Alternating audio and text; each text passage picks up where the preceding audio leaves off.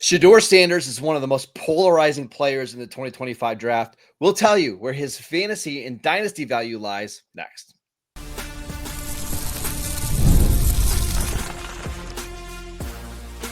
You are Locked On Dynasty Football, part of the Locked On Podcast Network. Your team every day. Here are your hosts, Marcus Mosher and Kate Madjuk. Welcome back to the Locked On Dynasty Football Podcast, part of the Locked On Podcast Network, your team every day. We'd like to thank you for making us your first listen of the day. Today's episode is brought to you by Gametime. Download the Gametime app, create an account, and use promo code LOCKEDONNFL for $20 off your first purchase. Welcome back. I am your host, Marcus Mosher. You can follow me on Twitter at Marcus_Mosher. Joining me today, as always, is Kate Madjuk. You can follow her on Twitter at Kate Madjuk. And on today's show, we're taking a look at Shedeur Sanders, the quarterback from Colorado, one of the most polarizing players in this draft. Okay, we're going to talk about his dynasty value, some potential landing spots, the analytics. But what did you see when you turned on the tape? You see a ball placement specialist. I think that was a phrase dubbed by CJ Stroud in the 2024 draft. Shedeur Sanders really has that encapsulated to a T. 23 years old, coming out of Colorado, former 3-star recruit, was a 4-star recruit in the transfer portal. 6'1.5", 212 pounds. So he's a little undersized for the quarterback position. But where he wins is with his ball placement and accuracy, which are absolutely elite. He's able to throw with anticipation, and sometimes those traits can make up in a big way what he lacks in maybe arm strength or size and that whole component. Did you enjoy watching his tape, or was it stressful for you? Because I know a couple of people who watched it. It was like it was so chaotic at times. What did you think of actually just watching the tape? Chaotic is a really good word, I think, because there were such bright moments. There were moments where he'll hold on to the ball too long. There's moments where he takes sacks. There's a wide range of, I think, emotions that you're going to feel when you're watching Shedeur Sanders. But like when you're looking at the pure passing of it all, you're going to feel really good. Yeah. Let's talk about the strengths here, Kate, because what I see on tape is somebody who is incredibly accurate when everything is clean around him, right? When he has a clean pocket, which was not very often at Colorado, you see him being able to put the ball wherever he wants it. On top of the accuracy, it's the anticipation. Like he knows where the receivers are going to be when they get open. And just those two things alone, if you have accuracy and anticipation, you're going to be a good quarterback in the NFL, and you're going to be able to hang around for a long time.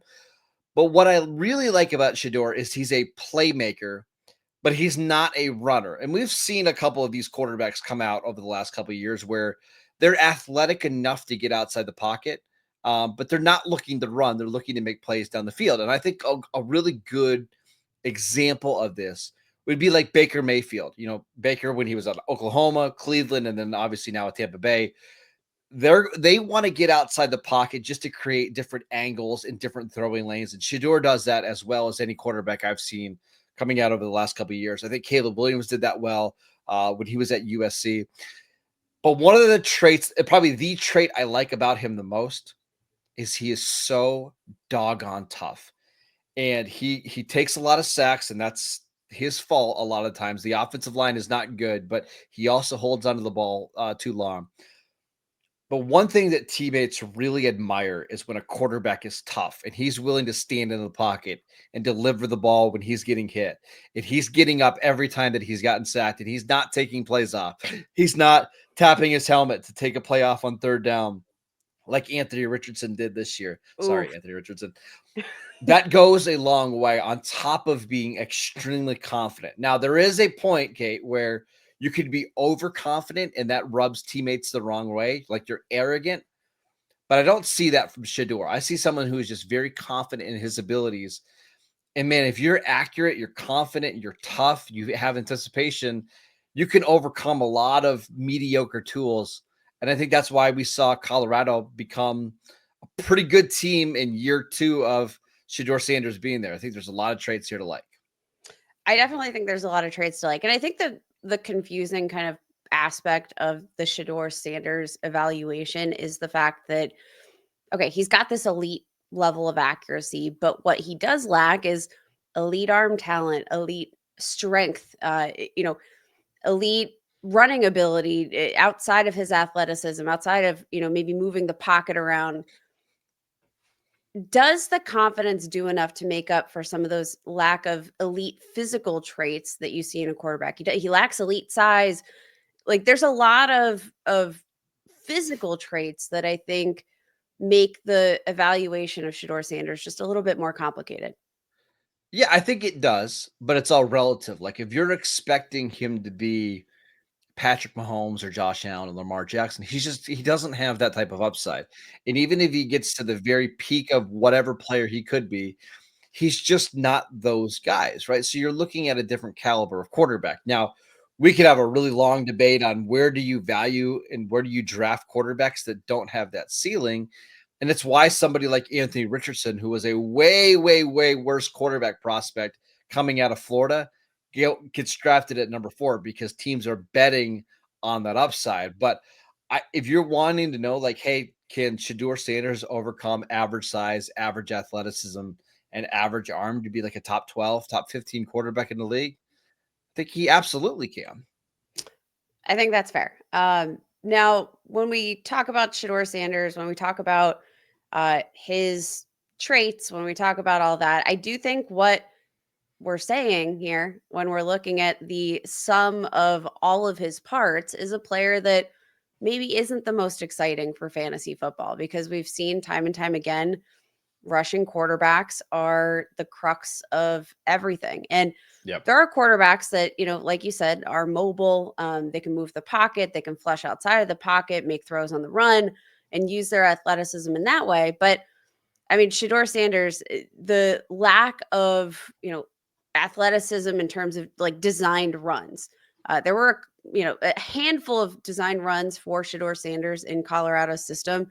And let me tell you, I think almost every single one of them looked exactly the same way. Yeah. It wasn't necessarily anything crazy. He doesn't have elite arm strength. But I think probably one of the things we should talk about the most is the sack component, because the sack rates are things that we see translate to the next level. And when a player takes a lot of sacks in college, generally speaking, he's probably going to take a lot of sacks in the NFL. Caleb Williams is a perfect example of that, right? Mhm. Took a bunch of sacks at USC and immediately in his first year with Chicago just takes a million sacks. So I wouldn't be surprised if Shedeur Sanders does that in the NFL. Now, there is a chance that he goes to a team with a really good offensive line and a really good quarterback coach, play caller that maybe helps him a little bit, not have to worry about that kind of stuff. But I think that's just kind of part of his DNA. Fair. Yeah. I did want to mention really quick about his arm strength and his athleticism. It's not below the threshold or anything It's like not that. bad. No, it's not It's just bad. not great. We're going to talk about comps in a little bit, but let's talk about like my guy, Dak Prescott in Dallas, and look at the player that we see now versus the player like in 2016. Dak is just a very poor athlete for NFL standards right now at the quarterback position, right? He's always had a very average arm, but as we saw in 2023, Kate, because of the accuracy, the anticipation, and being in the right offense, he finished second in MVP voting that year. He had the most passing touchdowns. So you can overcome that. A lot of it is going to be dependent on the players around you, but just because you're an average athlete and you have an average arm doesn't mean that you can't be productive at the next level. Very fair. Yeah. All right. Let's talk about what the analytics have to say about Shedeur Sanders, because I'm sure they're going to tell quite the interesting story here. We will get to that next. This episode is brought to you by Upwork. Scaling your business requires the right expertise at the right time. With Upwork, you can find specialized freelancers in marketing, development, design, and more. Experts ready to help you take your business to the next level. Upwork gives businesses flexibility by connecting them with the top freelance talent across multiple industries, including IT, AI, web development, and marketing. Whether you need extra hands for a project or a long-term partner, Upwork makes hiring simple and affordable. If you need help with a marketing campaign, Upwork can help you connect with a freelance expert who helps you deliver incredible results. Plus, posting a job is free and simple, and within a day, you can get multiple qualified candidates to choose from. Visit upwork.com right now and post your job for free. That is upwork.com to connect with the top talent and grow your business today. This episode is brought to you by Gametime. Imagine watching your favorite team live, feeling the energy of the crowd, and witnessing unforgettable moments. There's nothing like experiencing a big game in person, but getting tickets to that game shouldn't be stressful. But that's where Gametime comes in, making it easier than ever to grab last-minute seats at unbeatable prices. I just checked the Gametime app this morning. I was looking to go to an event this weekend, and there's some huge and incredible deals on some of these big matchups coming up. One of the things I love about Gametime is they have the lowest price guarantee, or Gametime will credit you 110% of the difference. Plus, they have Gametime picks, which makes it easy to find better value for tickets to your sporting events, your concerts, your comedy events, and theaters near you. Take the guesswork out of buying tickets with Gametime. Download the Gametime app, create an account, and use promo code LOCKEDONNFL for $20 off your first purchase. That is Locked On NFL for $20 off. Download Gametime today. Last minute tickets, lowest price guaranteed. Welcome back to the Locked On Dynasty Football Podcast. We are discussing Shedeur Sanders, the Colorado quarterback, who is one of the most polarizing players in this entire draft. Okay, let's talk about the analytics. What do they have to say on Shedeur? Well, let's first take a look at just some of the counting stats for Shedeur Sanders. So 2 years at Colorado, played 2 seasons before that at Jackson State in the FCS. In his final season at Jackson State, over 3,700 passing yards, 40 touchdowns, 6 interceptions before transferring. Then in 2024, 1 year after we see, his debut season in Colorado, ranked top 5 in the NCAA in passing yards, touchdowns, and efficiency rating. Like, dude balled. But what is perhaps the craziest number here is the fact that he currently holds the all-time NCAA record for completion percentage at 71.8 for your entire career. Minimum 875 attempts. That's impressive. 4 years of starting caliber production. Again, 2 years in the FCS, 2 years in the FBS, but super impressive. And then Marcus, tell us about the advanced stats courtesy of PFF. Yeah, 79th percentile clean pocket grade, which was very rare at Colorado because the offensive line was so bad. First and second down grade, 63rd percentile. No play action grade, 87th percentile. Colorado did use some play action, but a lot of times you saw him just in a typical drop back game, which was really cool to see. 85th percentile at or beyond the sticks. And that's going to correlate to something we talk about here in just a second. But the most concerning thing here is the sack rate, 15th percentile. One of the things that I think teams are going to want to figure out is, were you taking a lot of sacks because you don't have the athleticism to get away from the sacks? Were you taking a lot of sacks because you were trying to make big plays down the field? Or were you just taking a lot of sacks because your offensive line was garbage? Like, it could be a combination of all three of those, right? And I think Shedeur is going to say, hey, these are the reasons why I got sacked so much. It's not an excuse. These are the reasons. We'll see if teams buy that. But that's the most concerning thing to me. If I were making a pro Shedeur Sanders argument, one of the things that I'm talking about is the third down stuff. We talked about this with Cam Ward on Tuesday's show, Kate. If you look at all of the quarterbacks that have hit in the NFL, Burrow, Mahomes, Josh Allen, all of those quarterbacks were excellent on third down. Generally, the number, if you can get to 9 yards per attempt on third down, that's kind of like you need to check that box. Shedeur Sanders, 10.6 yards per attempt in 2 years at Colorado. He completed 64% of his passes on third down, 11 touchdowns, 3 interceptions. Unbelievable on third downs. And that's the money down in the NFL. Can you make plays down the field and keep the sticks moving? He did that at an incredible rate. That's a pretty nuts stat. And I mean, when you have the confidence of a Shedeur Sanders, third down, not too big a moment for you ever, because no down is too big a moment for you ever. Now, the sack rate definitely, I think, is concerning. And when we talk about the potential reasons for the sack rate, we have heard from Sanders himself in various press conferences talk about the offensive line.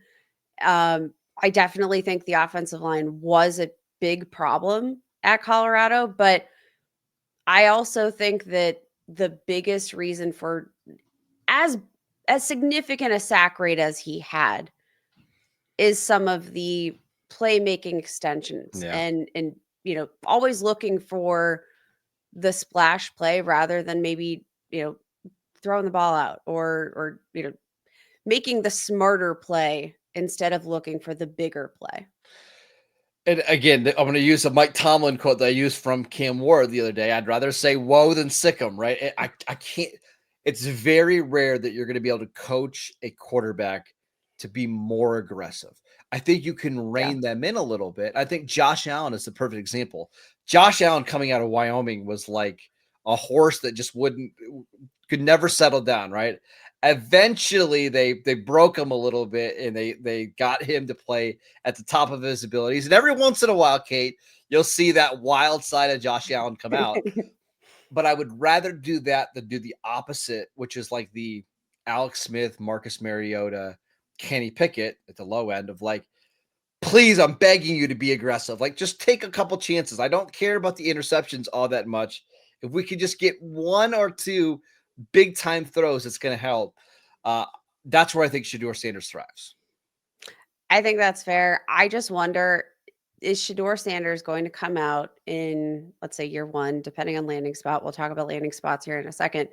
Um, the general perception of, let's say, a Caleb Williams, who kind of came out with a pretty similar problem in general. You saw how quickly we kind of deflated that opinion of Caleb Williams. I say we, the collective Yeah.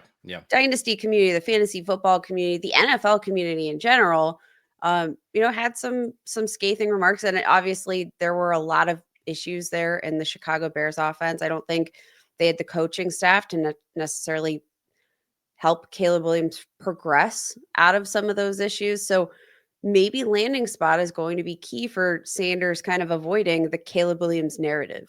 So let's talk about landing spot. I don't want to talk necessarily about where we think he's going to get drafted, but I want to ask you this. In an ideal world, like if I could just say, this is the perfect match or fit for Shedeur Sanders, where would you pick? Like, where would you like to see him go? Oh man. I'd be kind of intrigued to see him with the Las Vegas Raiders. Okay. And I think that's a team that I can picture them just looking to build in a way that is favorable to his particular skill set. I think that with Tom Brady there,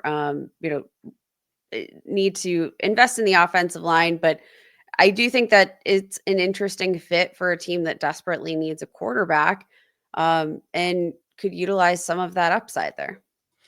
I mean, I think like if you could put him with the Rams and Sean McVay, I think he would be great, right? I think if he's in a situation with like Ben Johnson, obviously the Bears aren't drafting him, but you know what I mean? That's Like, the thing. I mean, the true great spots where you could just pluck them in, like with a rebuilt offensive line, like most of those places have their that's quarterback, and it's hard.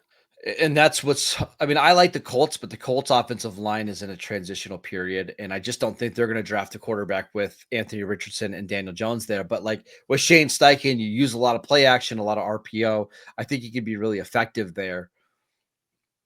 I think the Cleveland Browns, even with Cleveland having some mess with their offensive line right now, they got to really work on their tackles. But I do think Kevin Stefanski is somebody who's had a long track record of being successful with most quarterbacks outside of a banged up Deshaun Watson, right? Whether it was Kirk Cousins in Minnesota or Joe Flacco. He even won with PJ Walker and Dorian Thompson Robinson.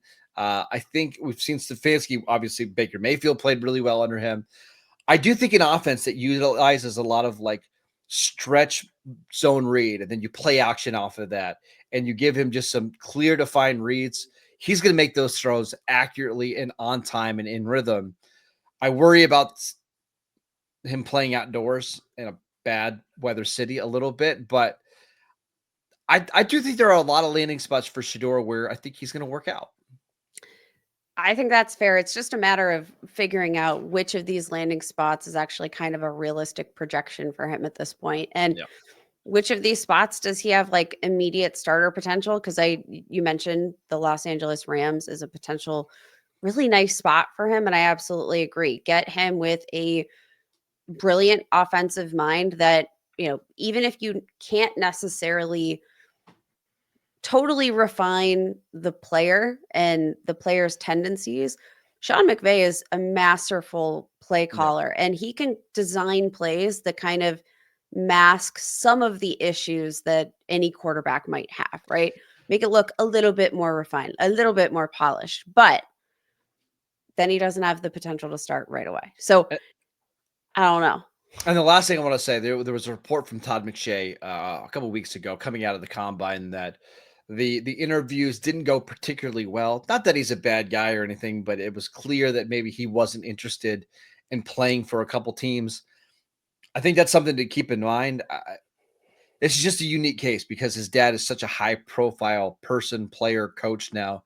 I don't think it's going to be all that big of a deal, but there are some parts of his makeup that might rub teams the wrong way. It doesn't for me. I love the confidence, the toughness, a little bit, a splash of arrogance. I think is good for your quarterbacks. You look at I think Joe Burrow has a little bit of this, and it never comes off as the wrong way. I think Lamar Jackson has some of this as well. I'm not all that worried about it, Kate. Definitely fair. Now, the one thing to consider with, you mentioned Deion Sanders, his dad, and his involvement in his kind of recruiting process and pre-draft process, he's publicly said that there are several teams that Shedeur Sanders will not be playing for in the NFL. So never got to get the full disclosure on what those teams were. But again, something to note. Yeah. All right, let's talk about his dynasty value in some player comps. We will get to that next. The NCAA tournament is here, and so is the Bracket Breakdown. Locked On Podcast Network and Amazon Fire TV channels are teaming up to deliver NCAA tournament coverage like never before. Watch studio shows featuring former players and Locked On's local experts as they guide you through every upset, buzzer beater, and bracket matchup. Stream it all for free on Amazon Fire TV channel. Search Bracket Breakdown to see it all for free. It's your team every day.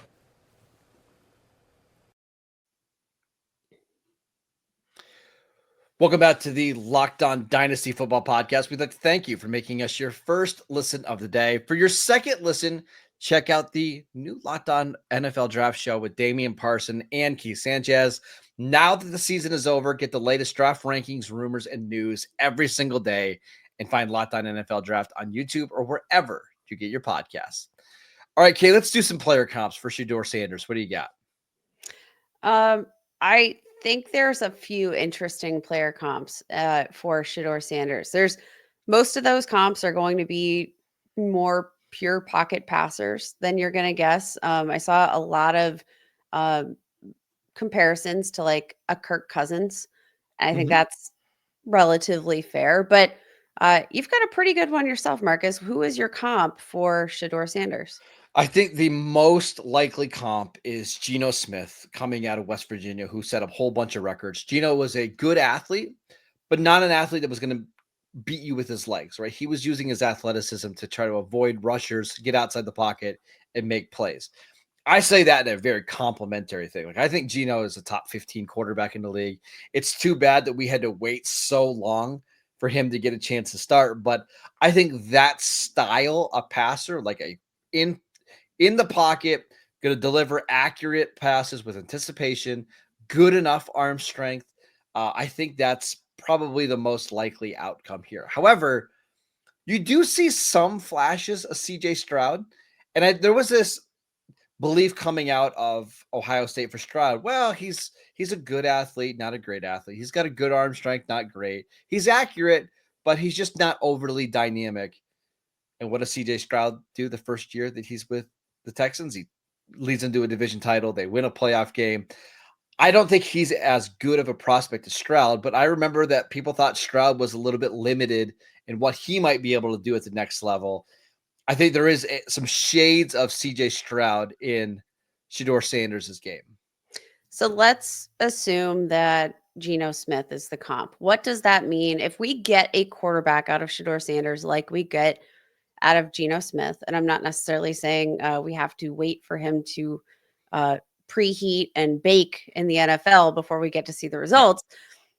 What does that actually mean for, the upside for fantasy? Because Geno Smith, 49 regular season starts here over the past 3 seasons dating back to 2022. We've got, 14 games of 20 plus fantasy points. Yep. 20 plus fantasy points, not going to win you a week, but it's not going to lose you a week. So let's raise the bar. 25 fantasy points. Geno Smith has 3 games of 25 or more fantasy points. I think that's a testament to maybe the lesser ceiling that you're going to see with this type of player who doesn't necessarily rely on his legs as much. Because Geno Smith, I think if you're thinking of the player on the field, his play feels better than 3 games of 25 or more fantasy points. If that I think his dynasty value and fantasy value is very dependent on the coach and the players that he's playing around, because we've seen quarterbacks like him who don't give you really anything on the ground. They can be really useful for fantasy. I think of Tua. I think Tua is a really good example, right? Tua gives you nothing as a runner, but because he's with Mike McDaniel and because he's with Tyreek Hill and Jalen Waddle, he can have these spike weeks where he's throwing for 350 yards and 4 touchdowns. But if it's not that, and he goes into a situation where maybe the offense has a little bit more ball control, they limit the number of passing attempts, and they just want him to be more of a game manager, now we're talking about somebody who's just not all that useful for us in Dynasty League. So as of right now, Kate, I think he's in the quarterback 25, 26 range, kind of in that Sam Darnold tier. And I think we just wait until the draft. If he lands with the Browns, I don't think we move him. I think if he lands with the Giants, I don't think we move him. Maybe there's a chance he falls into the teens or the 20s and just gets with a better roster. But I think you're looking at the lower end QB2 range right now. I think that sounds very fair. Now, looking at the initial batch of Superflex rookie Dynasty ADP over on Dynasty League Football, we had Shedeur Sanders. Again, this is Superflex, so quarterbacks are heavily prioritized in this league format. Shedeur Sanders, 7th overall pick in this batch of ADP. So that's behind Ashton Genty, Amarian Hampton, Cam Ward, Tetairoa McMillan, Travion Henderson, and Quinshon Judkins. How does that value feel to you? About right. Doesn't it feel about right? I think so. Because I guess the question is probably more so, how bad do you need a quarterback? That's what it is, right? And most teams are willing to overdraft a quarterback a spot or two just because there's only a finite number of them. There's only 32 starters in the league, and there's only 20 that are guaranteed a job year in and year out. So that's where I think it's probably about right. It's probably about right. But if I'm being honest, I mean, going down the draft board here, there are players that I like a lot better, that I feel a lot better about maybe their general floor and their ability to actually be a difference maker on my team. I'm looking at Tyler Warren right now, ADP of 11th overall player off the board in Superflex leagues. I do think that, I mean, when you're obviously tight end is a position that is kind of a crapshoot most years, and you do want to prioritize the quarterback position. But if I'm just asking myself who's going to probably have a better shot of being an absolute difference maker for my fantasy team year in and year out, that would be Tyler Warren. That would be Colston Loveland. I'd rather have both those guys than Shedeur, even if I need a quarterback. Yeah, I just feel like that evaluation for players that maybe are considered more blue chip prospects, those might take precedent for me over a guy like Sanders at this point. All right, that is it for today's show. We'd like to thank you for making Locked On Dynasty Football your first listen every single day. Make sure you check out the channel on YouTube, download the podcast wherever you get your podcasts. We are free and available on all platforms. Follow Kate on X at Kate Majuk. I'm at Marcus _Mosher, and we will see you right back here tomorrow.